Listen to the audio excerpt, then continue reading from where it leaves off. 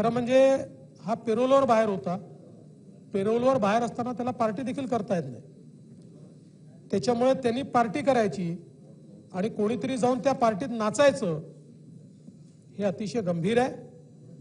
त्यामुळे कुत्ताशी या संबंधित व्यक्तीचा काय संबंध आहे हे देखील तपासण्यात येईल. याच्यामध्ये अशा प्रकारची पार्टी करण्यामध्ये कोण कोण होते, त्याला कोणाचा वरदहस्त होता का, कोणाचा आशीर्वाद होता का, ही तपासण्यात येईल.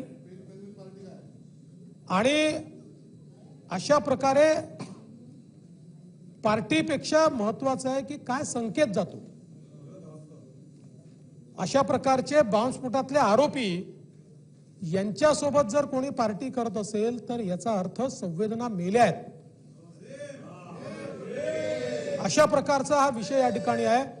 आणि म्हणून मी सभागृहाला आश्वस्त करू इच्छितो, हो SITच्या माध्यमातून आणि टाइम बाउंड पद्धतीनं या ठिकाणी याची चौकशी करण्यात येईल आणि दोषींवर कारवाई करण्यात येईल.